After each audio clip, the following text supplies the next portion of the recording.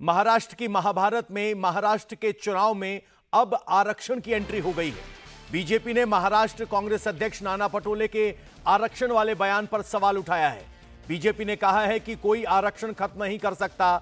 दरअसल India TV के चुनाव मंच कार्यक्रम में महाराष्ट्र कांग्रेस अध्यक्ष नाना पटोले शामिल हुए थे, जिसमें उनसे राहुल गांधी के आरक्षण वाले बयान पर सवाल पूछा गया, जिसके जवाब में नाना पटोले ने कहा कि राहुल गांधी ने कुछ गलत नहीं कहा। जब देश में सब बराबर हो जाएंगे तो आरक्षण खत्म हो जाएगा। उन्होंने कहा कि बाबा साहब ने भी यही बात कही थी। नाना पटोले के इसी बयान को लेकर बीजेपी ने अटैक किया है। बीजेपी नेता और डिप्टी सीएम देवेंद्र फडणवीस ने कहा कि देश में कोई भी आरक्षण को खत्म नहीं कर सकता। सबसे पहले आपको नाना पटोले का बयान सुनवाते हैं।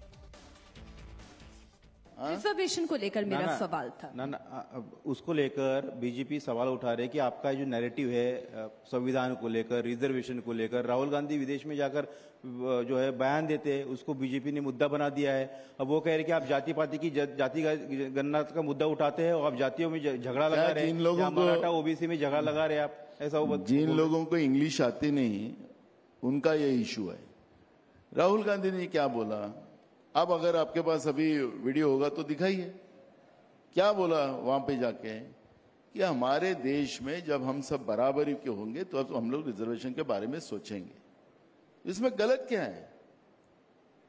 और बाबा साहब अम्बेडकर की भी भूमिका वही है।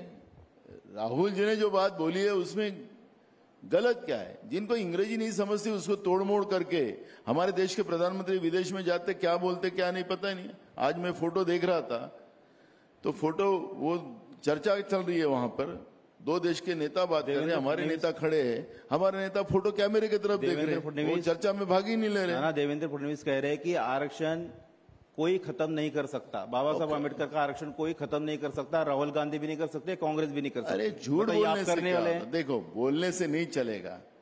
आज आप एजुकेशनल में देखिए, नौकरियों में देखिए, नौकरियां तो बंद ही हो गई। गवर्नमेंट जॉब पूरे टोटल उन लोगों ने बंद कर दिए। जब गवर्नमेंट जॉब बंद कर दिए तो आज आरक्षण खत्म हो गया। एजुकेशन व्यवस्था में भी आज वही परिस्थितियां हो गई है।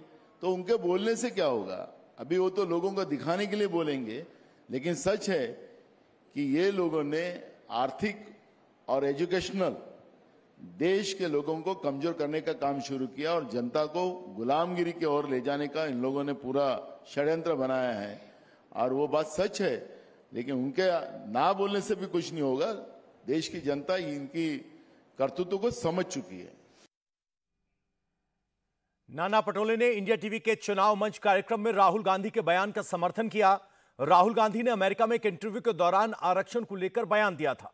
नाना पटोले ने उसी बयान का समर्थन किया, जिस पर अब घमासान मच गया है।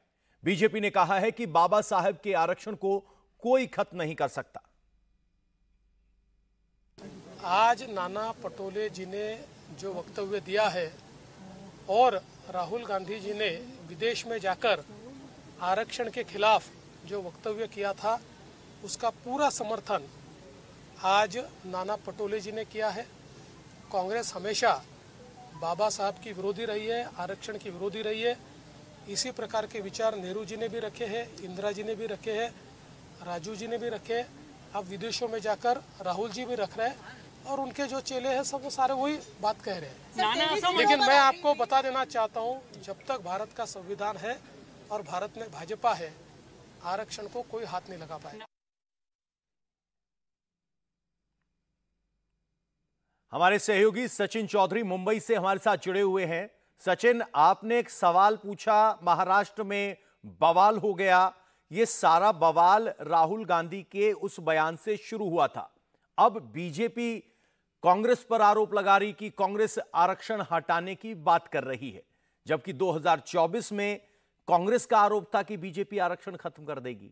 तो क्या महाराष्ट्र की लड़ाई एक बार फिर आरक्षण पर आ गई है? कौन आरक्षण हितैषी? जी पवन, आपने बिल्कुल सही फरमाया कि आरक्षण एक बहुत बड़ा मुद्दा इस बार महाराष्ट्र के चुनाव में है। और नाना पटोले को हमने यही सवाल पूछा था कि बीजेपी विपक्ष ये आरोप कर रहा है, सत्ता पक्ष आरोप कर रहा है विपक्ष पर, खासतौर पर कांग्रेस पर, राहुल गांधी पर, कि आप बाहर जाते हैं विदेश में, और फिर आप जातिगत जनगणना की बात करते हैं, महाराष्ट्र में आप ओबीसी मराठा इनके झगड़े लगाने की बात करते हैं, तो आप जातिवादी है, आरक्षण को आप खत्म करना चाहते हैं। और देवेंद्र फडणवीस भी इसी बात को दोहरा रहे हैं। तो उन्होंने राहुल गांधी के बयान का समर्थन किया, और जो बयान उन्होंने इंडिया टीवी पर दिया, कॉन्क्लेव में दिया, उसको लेकर अब ये महाराष्ट्र के राजनीति का आज एक अहम बड़ा मुद्दा बन गया है। बीजेपी ने इस मुद्दे को लपक लिया है, क्योंकि इसी मुद्दे के द्वारा विपक्ष ने एनडीए की कई सीटें जो है महाराष्ट्र में गिराई थी। खासतौर पर जो शेड्यूल कास्ट वोट बैंक है, विदर्भ में बीजेपी का जो गढ़ माना जाता था, उसको बहुत बड़ी वहां पर सेंधमारी हुई, और इसका खामियाजा सिर्फ विदर्भ नहीं हुआ बल्कि पूरे महाराष्ट्र में और खास करके मुंबई के इलाकों में भी हुआ। अब वही मुद्दा जो है बीजेपी ने अब जो है कांग्रेस पर पलटा दिया है और कहा है कि जिस तरह से राहुल गांधी का बयान आया है और नाना पटोले महाराष्ट्र के प्रदेश अध्यक्ष उसका सपोर्ट कर रहे हैं, तो असली संविधान विरोधी बाबा साहब आंबेडकर का जो आरक्षण खत्म करने की बात करने वाले कांग्रेस है और इन्हीं की नीतियां है। इन्होंने तो बीजेपी को गुमराह किया है। इसको लेकर पॉलिटिकल घमासान यहाँ पर मच गया है। कांग्रेस जो है कह रही कि बीजेपी की नीयत में खोट है, बीजेपी आर्थिक जो गुट है, वर्ग है, उसको कमजोर करना चाहती है। राहुल गांधी ने कुछ गलत नहीं बोला है। बाबा साहब महाराष्ट्र के चुनाव में बात को राहुल गांधी जो मुख्य मुद्दा है अब की बार फिर आरक्षण पर रहने वाला है। सचिन, आप हमारे साथ बने रहिए। एक और खबर दे देते हैं। महाराष्ट्र के डिप्टी सीएम देवेंद्र फडणवीस ने आज अपना नामांकन दाखिल कर दिया। नामांकन से पहले देवेंद्र फडणवीस ने अपने विधानसभा क्षेत्र में शक्ति प्रदर्शन किया, रोड शो के जरिए अपनी ताकत दिखाई। केंद्रीय मंत्री नितिन गडकरी समेत कई बड़े नेता उनके रथ पर मौजूद थे। घर पर फैमिली के लोगों ने सबसे पहले तिलक लगाया, दुआ की। देवेंद्र फडणवीस की आरती उतारी गई। नागपुर के स्थानीय लीडर भी घर पर मौजूद थे और ढोल नगाड़ों के साथ कैंपेन का रथ आगे बढ़ा। फडणवीस के नामांकन में भारी भीड़ उमड़ी। कई जगहों पर फूल बरसाकर उनका स्वागत किया। बीजेपी ने नागपुर दक्षिण पश्चिम सीट से देवेंद्र फडणवीस को मैदान में उतारा है। वो लगातार वहां से जीतते आ रहे हैं। महाविकास आघाड़ी ने फडणवीस के खिलाफ प्रफुल्ल गुड़ते को टिकट दिया है। आपको बता दें कि देवेंद्र फडणवीस 2 बार महाराष्ट्र के मुख्यमंत्री रह चुके हैं और 1 बार डिप्टी सीएम का पद भी संभाल रहे हैं। वो 2014 में पहली बार सीएम बने थे और दूसरी बार 2019 में सीएम बने, लेकिन दूसरी बार ये पारी महज सिर्फ 6 दिन की थी और अब वो उप मुख्यमंत्री की भूमिका में है। महाराष्ट्र की सबसे हाई प्रोफाइल सीट पर सबकी नजर है। उसमें एक सीट है मुंबई की वर्ली सीट, जहां से उद्धव ठाकरे की पार्टी ने अपने नंबर 2 के नेता आदित्य ठाकरे को मैदान में उतारा है। बताया जा रहा है कि आदित्य ठाकरे के खिलाफ एकनाथ शिंदे भी हैवीवेट को उतारने वाले हैं और वो हैवीवेट पूर्व केंद्रीय मंत्री मिलिंद देवड़ा हो सकते हैं, यहां से उम्मीदवार हो सकते हैं। बताया जा रहा है कि वर्ली सीट पर एकनाथ शिंदे की पार्टी शिवसेना से मिलिंद देवड़ा उम्मीदवार होंगे, जबकि उद्धव ठाकरे की पार्टी यूबीटी से आदित्य ठाकरे कल ही अपना नामांकन दाखिल कर चुके हैं। आदित्य ठाकरे पिछली बार भी यहीं से चुनाव जीते थे, लेकिन तब शिवसेना में विभाजन नहीं हुआ था और बीजेपी के साथ मिलकर लड़ा गया वो चुनाव था। लेकिन इस बार पिक्चर काफी बदली हुई है। सचिन हमारे साथ बने हुए हैं। सचिन, अगर मिलिंद देवड़ा यहां वर्ली सीट से मैदान में उतरते हैं तो कितनी बड़ी दिलचस्प टक्कर यह होगी, खासकर तब क्योंकि अब की बार बीजेपी अलग है, शिवसेना 2 हिस्सों में है। देखिए, वर्ली की सीट को लेकर पवन पेच अभी भी फंसा हुआ है महायुति में, क्योंकि संदीप देशपांडे वहां से एमएनएस के जो लीडर है उनको एमएनएस ने वहां पर आदित्य ठाकरे के खिलाफ उतार दिया है। एमएनएस का ये कहना था कि जिस तरह से उनके बेटे अमित ठाकरे के खिलाफ उम्मीदवार देने की सोच रही है माहिम में शिवसेना, तो वहां पर भी अब वो आदित्य ठाकरे के खिलाफ लड़ेंगे। पिछली बार एमएनएस ने वहां आदित्य ठाकरे को सपोर्ट किया था उम्मीदवार न देकर, अपरोक्ष रूप से। लेकिन अब वो सीट बीजेपी लड़ेगी या शिवसेना लड़ेगी, इस पर एक पेच फंसा हुआ है।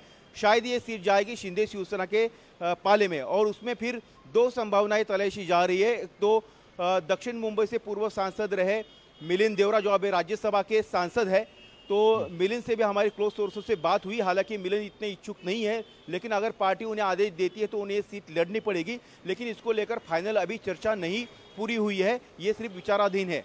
दूसरे एक ऑप्शन उनके पास है कि शायना एनसी जो बीजेपी के एक नेता है, उनको वहां पर तैयारी करने के लिए कहा है। हो सकता है कि शाहनवाज एनसी शिवसेना भी ज्वाइन कर ले शिंदे गुट की और वहां से वो चुनाव लड़े। तो दो ऑप्शन पर अभी बातचीत जारी है। यानी कुल मिलाकर ये कोशिश की जा रही है कि कैसे यहां नंबर 2 ठाकरे को घेरा जाए। आपका बहुत बहुत शुक्रिया सचिन इस पूरी जानकारी के लिए। अजित पवार की पार्टी एनसीपी ने सुबह सुबह 2 हाई प्रोफाइल नेताओं की अपनी पार्टी में एंट्री करवाई है। बाबा सिद्दीकी के बेटे जीशान सिद्दीकी एनसीपी में शामिल हो गए हैं। साथ ही पूर्व मंत्री नवाब मलिक की बेटी सना मलिक भी एनसीपी में शामिल हो गई है। दोनों नेता अब एनसीपी के टिकट पर चुनाव लड़ेंगे। जीशान सिद्दीकी बांद्रा ईस्ट से अपनी दावेदारी पेश करेंगे तो सना मलिक को अणुशक्ति नगर से उतारने का ऐलान किया गया है। जीशान सिद्दीकी और सना मलिक के साथ साथ बीजेपी नेता निशिकांत भोसले पाटिल और पूर्व बीजेपी सांसद संजय काका पाटिल भी एनसीपी में शामिल हुए हैं।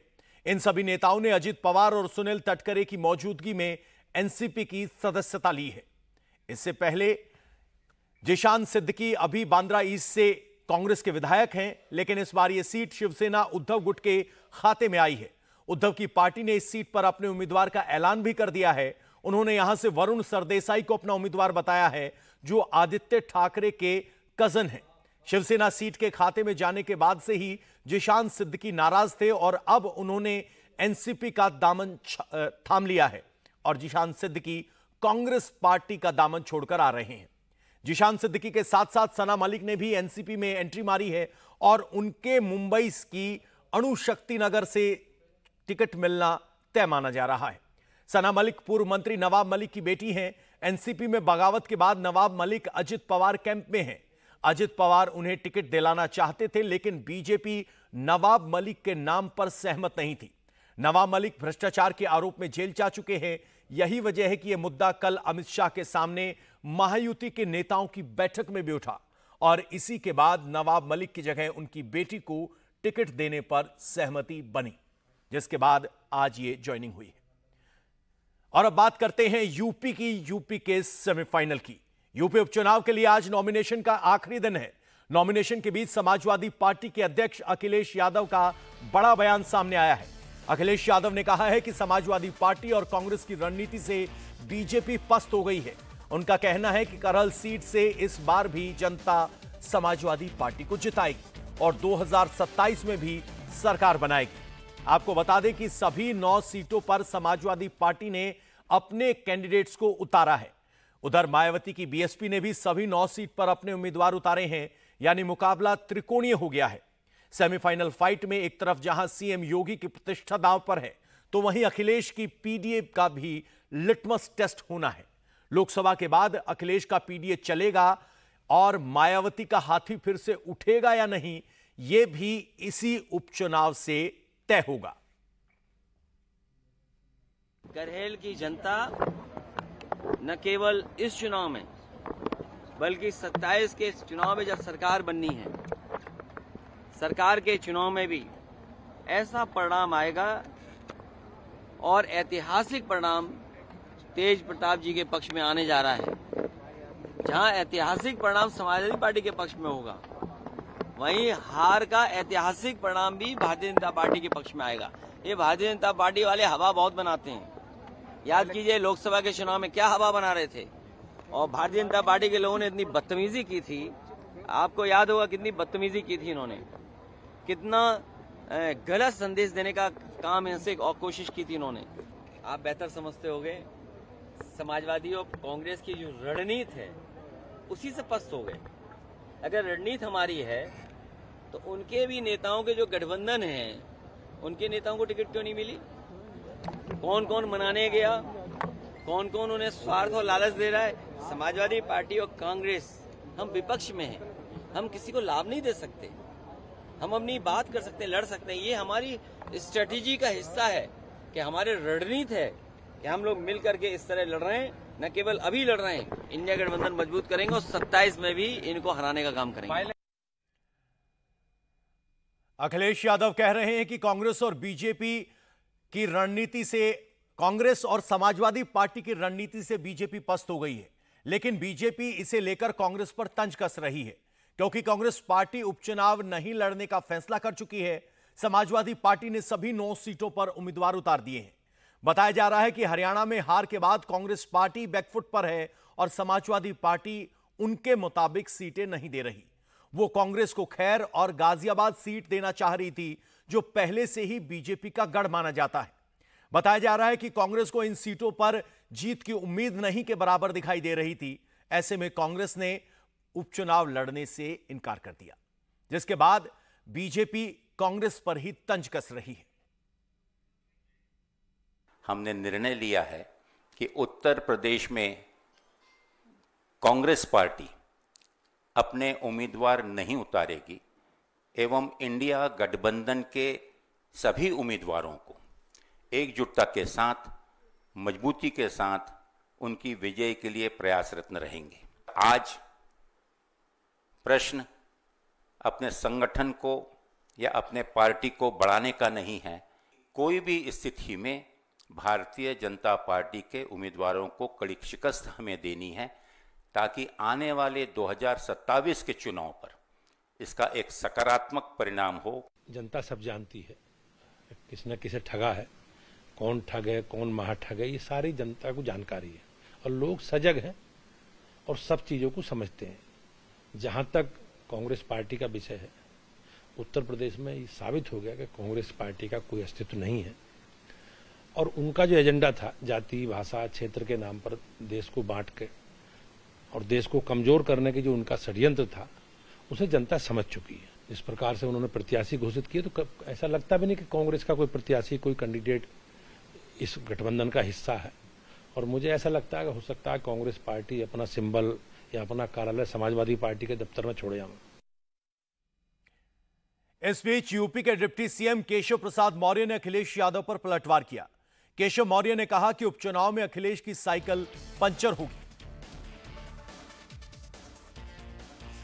होने वाले उपचुनाव में सभी 9 सीटें भारतीय जनता पार्टी गठबंधन जीतने जा रहा है। समाजवादी पार्टी की साइकिल को जनता ने पंचर करके सैफई भेजने का मन बना लिया है। गुंडागर्दी, जातिवाद, तुष्टीकरण, यह तीनों के लिए उत्तर प्रदेश में कोई स्थान नहीं है और श्री अखिलेश यादव की समाजवादी पार्टी का जो पीडीए है वह फर्जी है, पिछड़ों, दलितों, वंचितों के साथ एक धोखा है और उस धोखे का जवाब जनता देने के लिए तैयार बैठी है। 13 नवंबर को कमल के फूल को ऐसा खिलाएगी कि श्री अखिलेश यादव जी को ये समझ में आएगा कि समाजवादी पार्टी का न वर्तमान है न भविष्य है। यूपी की मंझवा सीट पर पहले निषाद पार्टी का कब्जा था, लेकिन इस बार वहां से बीजेपी ने कैंडिडेट दिया है। मंझवा सीट को लेकर निषाद पार्टी लगातार फील्डिंग भी कर रही थी, लेकिन जब सीट नहीं मिली है तब संजय निषाद कह रहे हैं कि सीट से ज्यादा जरूरी है चुनाव में जीत। 2018 का भी इतिहास आपने देखा, 2019 में ऐतिहासिक जीत देखा, 2022 में ऐतिहासिक जीत देखा। उस जीत की देन है कि डॉक्टर संजय जैसा एक गांव में रहने वाला, एक नदी के किनारे, जंगल के किनारे रहने वाला व्यक्ति अपने समाज की वकालत करने का अवसर जो राष्ट्रपति तक हो, चाहे प्रधानमंत्री तक, चाहे गृह मंत्री तक हो, चाहे राष्ट्रीय अध्यक्ष हो, मुख्यमंत्री तक हो और आज के बीच में कैबिनेट में बैठकर हो। आज कम से कम इस उपचुनाव में जीत चाहिए। हम अपने को सौभाग्यशाली हूँ कि कम से कम हमारे इस मंत्र को विपक्ष के लोग भी ट्वीट कर रहे हैं कि नहीं, जीत चाहिए, सीट नहीं चाहिए। तो अगर देश की कांग्रेस उत्तर प्रदेश में, जो देश की बड़ी पार्टी रही कभी, आज भी विपक्ष के रूप में, पार्टी के रूप में है, वो भी कह रही है कि नहीं, हमें जीत चाहिए, सीट नहीं चाहिए। तो मैं तो एक त्रेता में भगवान राम के निषाद राज का एक वंशज हूँ, जो किस तरीके से गले लगाया था। उस रावण पर जीत प्राप्त करने के लिए उन्होंने अपने को, आपने देखा होगा, सेना भी दिया था, गंगा पार करके जीत भी दिया था और जीत लेने के बाद आप देखो सुख का राज आया था। तो सुख शांति चाहिए, फिर से निषादों का हक चाहिए, उसके लिए हम जीत के लिए आए हैं। हम